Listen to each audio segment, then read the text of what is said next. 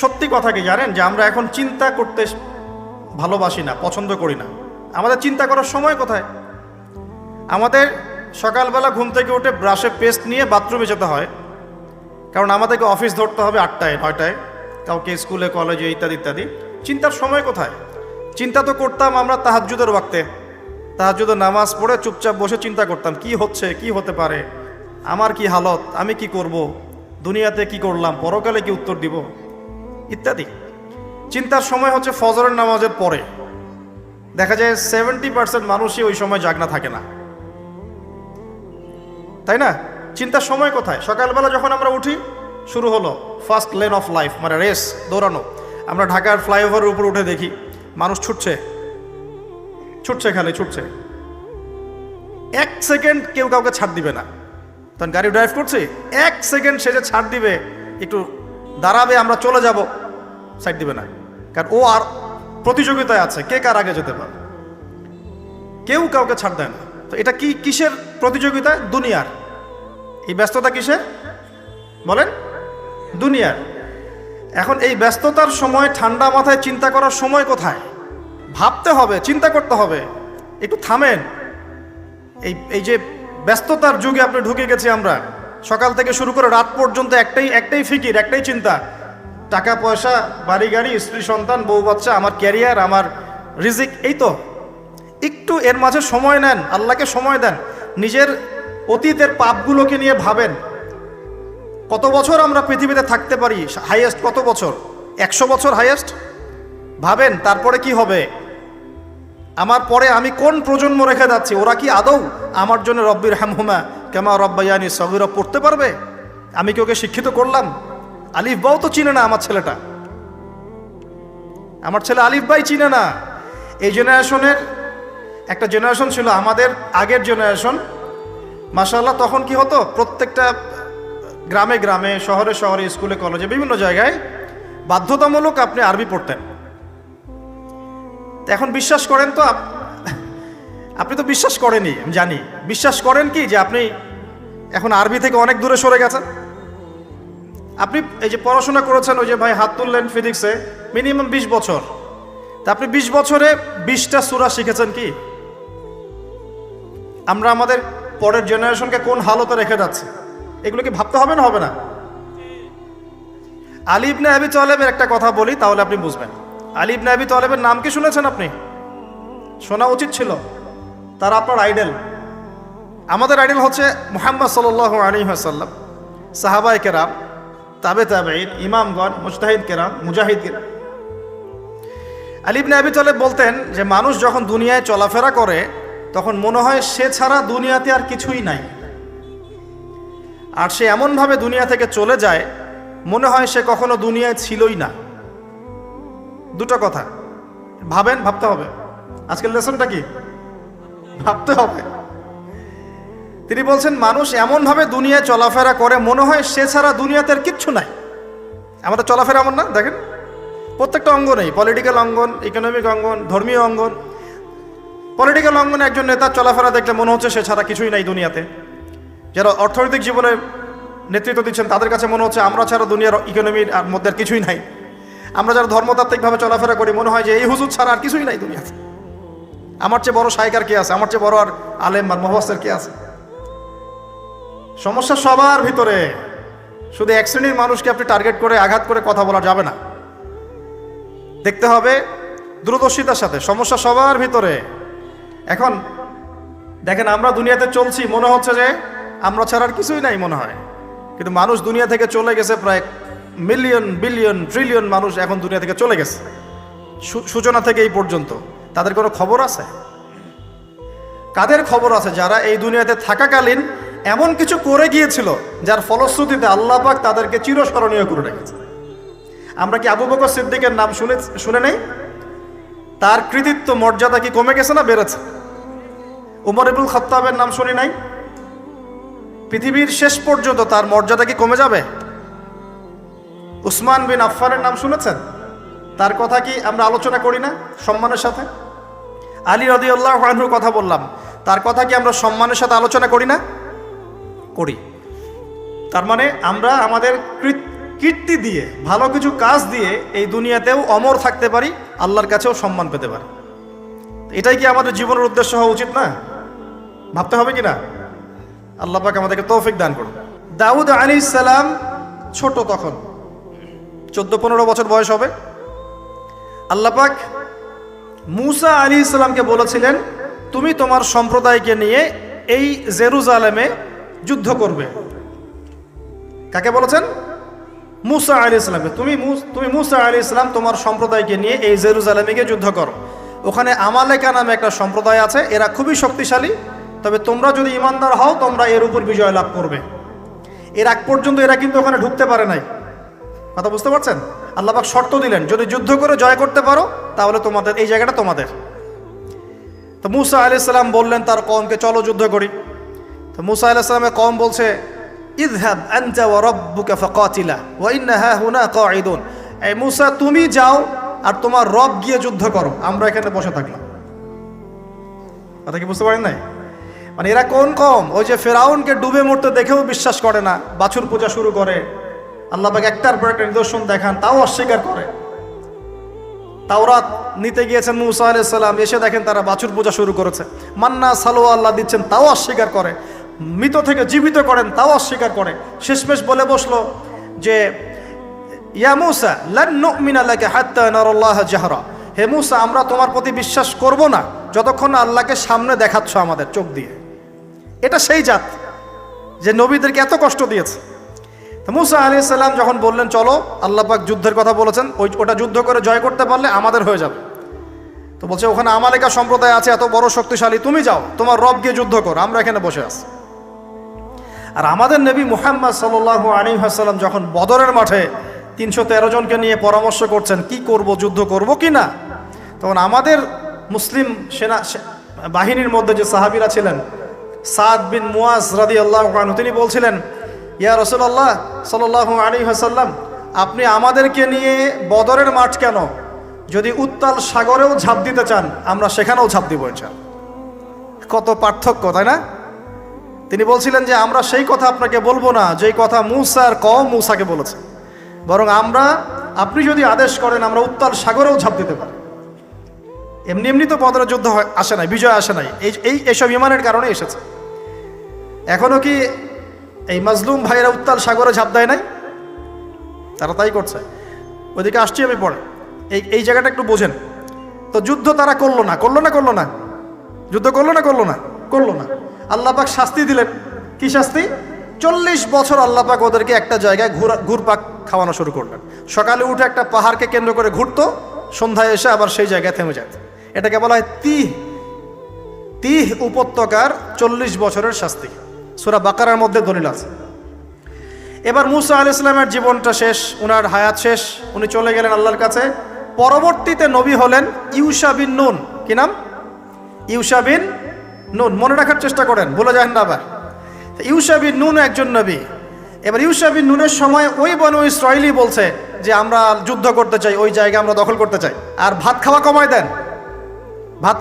দেন, রুটি খান বেশি করে, আর ভাতের চেয়ে তরকারি বেশি খাবেন। চিনি খাওয়া কমায় দেন, মধু খান, কালেজিরা খান, রাতের বেলা ঘুমান, রাত জায়গার না, ফজরের পর জায়গা থাকেন, ব্রেন শার্প হবে ইনশাল্লাহ, তখন বুঝতেও সুবিধা হবে, মনে রাখতেও সুবিধা হবে। আমাদের ব্রেন এখন কেমন জানেন? বিশ্বাস করেন আর না করেন, আমাদের ব্রেন হচ্ছে ওই যে বক্সের মধ্যে যে মাছগুলো থাকে ওই মাছের মতো। একটা বক্সের মধ্যে মাছগুলো ঘুরতে থাকে কেন? বছরের পর বছর, দিনের পর দিন কেন ঘুরতে থাকে? কারণ এদের মেমোরির ধারণ ক্ষমতা খুব কম। ওরা কোন রাস্তা দিয়ে আসে ভুলে যায়, মনে করে এই রাস্তা দিয়ে আমি আসি নাই, আবার ওই রাস্তায় যায়। বাঙালির ব্রেন মাশাআল্লাহ এরকম হয়ে গেছে। আমি নিজেও বাঙালি, কিন্তু আমি এই অবস্থায়, আমাদের এই অবস্থাটাকে নিয়ে গর্বিত না। আমাদের ব্রেন হয়েছে ইস্যু পাগল। আজকে একটা ইস্যু ধরায় দিবে, ওইটা নিয়ে 7 দিন লাফাবে।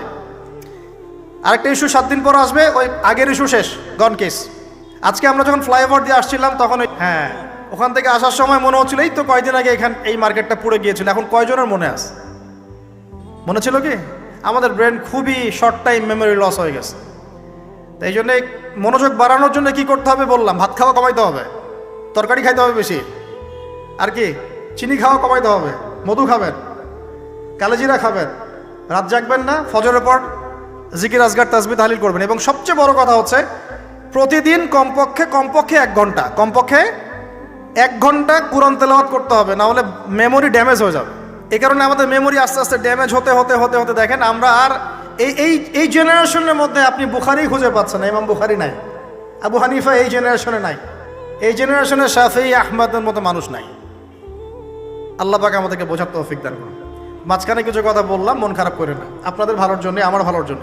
আল্লাহ পাক আমাকে আমল করার তৌফিক দান করুন, আপনাদেরকে আমল করার তৌফিক দান করুন। ইউশা বিন নুন এখন বলছেন যে আচ্ছা তোমরা তো আবার যুদ্ধ করতে চাচ্ছ, মূসা আলাইহিস সালামের সময় তো যুদ্ধ করতে বলা হয়েছিল, করো নাই, এখন যদি আবার যুদ্ধের কথা বলা হয়, যদি তোমরা আবার পালায় যাও, তখন তারা বলছে ওয়ামা লানা আল্লা নুকাতিলা ফি সাবিলিল্লাহ, কেন আমরা আল্লাহর রাস্তায় যুদ্ধ করব না? ওয়াকাদ উখরিজনা মিন দিয়ারিনা, আমাদেরকে আমাদের বাড়িঘর থেকে বের করে দেওয়া হয়েছে, ওয়া আবনাইনা, আমাদের সন্তান থেকে বিচ্ছেদ করানো হয়েছে, কেন যুদ্ধ করব না? অবশ্যই যুদ্ধ করব। তো বলছি ঠিক আছে, তাহলে আমি আল্লাহর কাছে দোয়া করলাম। হ্যাঁ করেন, আল্লাহর কাছে দোয়া করা হলো, আল্লাহ পাক বললেন যা জিহাদ ফরজ করলাম, নাও যুদ্ধ করো। এখন ওখানে কোন সম্প্রদায় আছে? আমালেকা, অনেক শক্তিশালী, অনেক বিশাল দেহী। এখন যুদ্ধের আয়াত ফরজ হওয়ার পরে এখন বনু ইসরাইল বলছে আচ্ছা আমাদেরকে একটা নেতা নিযুক্ত করে দিন, তাহলে সেনাপতি নিযুক্ত করুন। সেনাপতি লাগে কি লাগে না? 15 থেকে 20 বছরের ছেলে পেলের যা অবস্থা দেখলে আমাদের চোখ দিয়ে পানি বের হয়। আবার শুকরিয়া আদায় করি, আলহামদুলিল্লাহ ওই যুগে আমরা, এই যুগটা আমরা এইভাবে নষ্ট করিনি, আলহামদুলিল্লাহ। কি একটা অবস্থা! এদের অর্ধেকের সাইকোলজি নষ্ট করে দিয়েছে বিভিন্ন মুভিজ, সিনেমা। এখনকার অনেক মুভিজে দেখায় যে সে গ্যাংস্টার হচ্ছে, গ্যাংস্টার হওয়াটা একটা প্যাশন, ওইটা দেখে দেখে সে নিজেও গ্যাংস্টার হওয়ার চেষ্টা করে, সাইকোলজি নিয়ে খেলে। কিছু কিছু মুভিজ এখন রিলিজ করা হয়, আমি দেখি না, আমাকে বলা হয়েছে, যেগুলো উৎসাহিত করে মানুষকে এ ধরনের গুন্ডামি কাজ করতে, প্রেমিকাকে নিয়ে পালায় যাবে, এটা করবে সেটা করবে, এগুলো তো উৎসাহিত হয়ে ছেলেবেলারা এই কাজগুলো করে। না পড়াশোনা করতেছে, না ইতিহাস জানে, না সংস্কৃতি, না বিশ্ব, না অর্থনীতি, না ধর্ম, আসলে আসি কোন দিকে? এর চেয়ে আমাদের এর আগের এইজ যাদের বয়স এখন 50-60, এই জেনারেশনটা মাশাআল্লাহ অনেক ভদ্র ছিল। আমি হলফ করে বলতে পারি, আমার কথা আপনারা মন খারাপ করেন না, এটা আমার কনফিডেন্স থেকে বলছি, এখন যদি আরেকটা মুক্তিযুদ্ধ হয়, এই জেনারেশন অস্ত্র হাতে নিতে পারবে না। ওই অস্ত্র হাতে নিবে ওই যাদের বয়স 40, ওই 50, এরাই। আমাদের এই যে কিশোর গ্যাং, টিকটক জেনারেশন আর যুবক সমাজকে আপনি খুঁজেই পাবেন। আল্লাহ পাক আমাদেরকে হেফাজত করুন। আর এটার জন্য ভাই আমাদের যাদের দাড়ি পেকে গেছে আমরা দায়ী সমানভাবে, কারণ আপনি নিজের ফিকির করেছেন, আপনার সন্তানের ফিকির কোথায়? আপনার ছেলে সারা রাত পর্ন দেখে, আপনার মেয়ে সারাদিন ছেলেদের সাথে কথা বলে, আপনার ছেলে যে ডেট করতেছে এইখানে ওইখানে, জেনা করতেছে, মদ খাচ্ছে, গাড়ি নিয়ে ধুমসে ড্রাইভ করতেছে মেয়েকে নিয়ে, আপনি মনে করতেছেন বাচ্চা ছোট আছে, বড় হলে ঠিক হয়ে যাবে।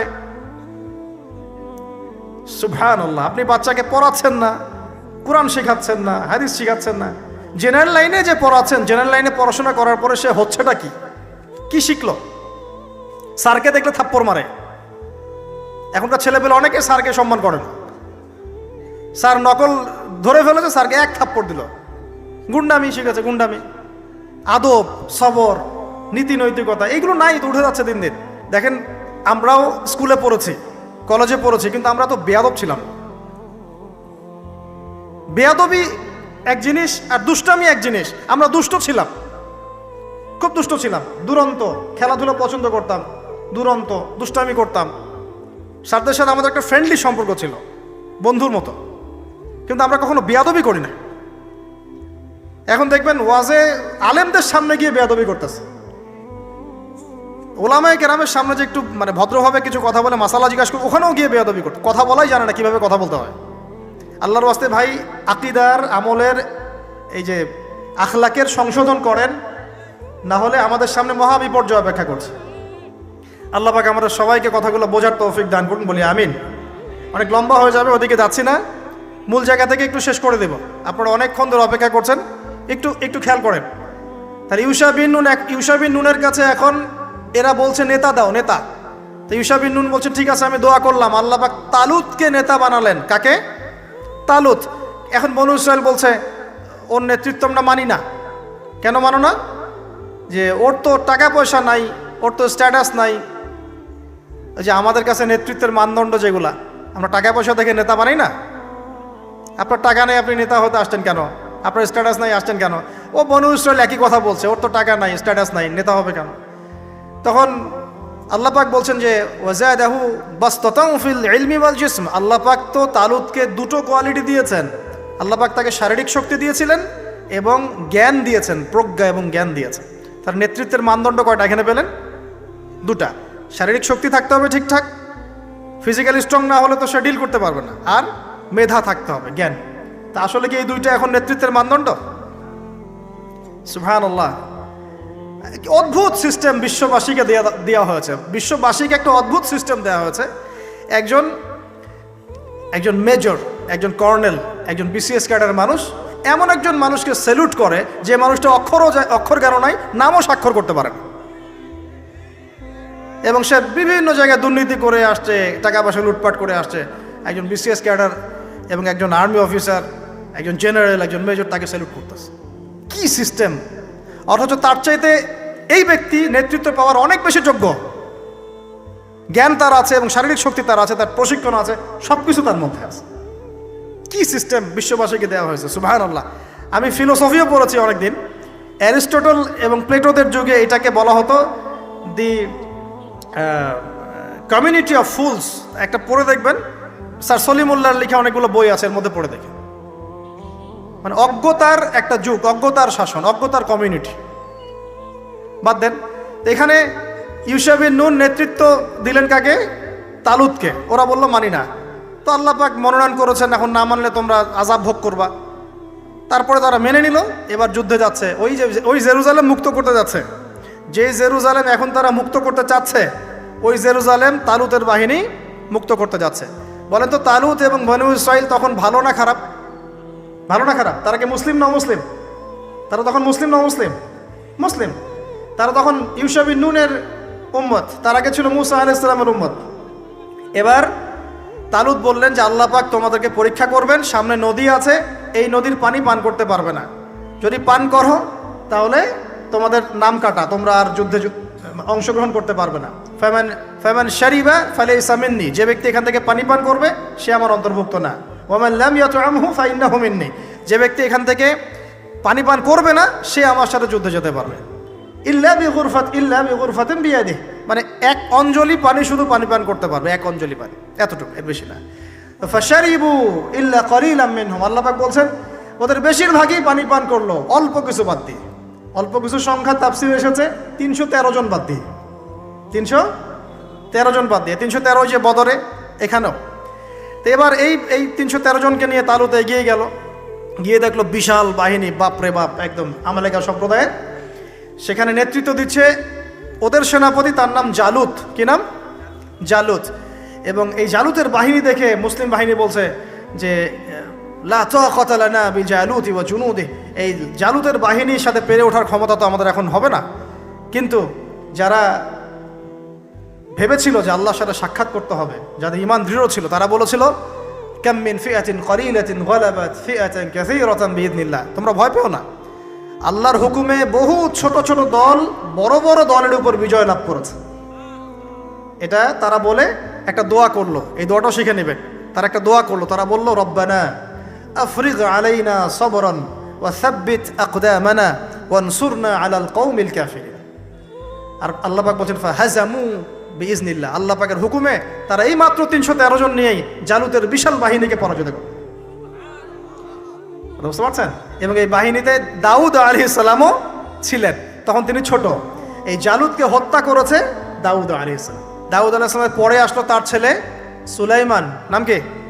সুলাইমান আলাইহিস সালাম। এই সময় আরো সমৃদ্ধি লাভ করলো, এত সমৃদ্ধি যে বাতাসের উপর নিয়ন্ত্রণ।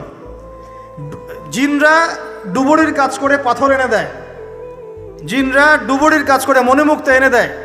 জিনদেরকে দিয়ে এই যে বাইতুল মুকাদ্দাস তিনি নির্মাণ করালেন আবার, তাই না? এই যে বাইতুল মুকাদ্দাসের কথা বলছে। তারপরে বাতাসকে যদি বলেন এখান থেকে আমাকে নিয়ে যাও, 1 মাসের পথ এক বেলায় চলে যাচ্ছে। পিঁপড়া হাঁটছে, সুলাইমান আলাইহিস সালাম পিঁপড়ার ভাষা বোঝেন, পাখির ভাষা বোঝেন। তারা তেলাওয়াত করেন, মাছ এসে তেলাওয়াত শুনে।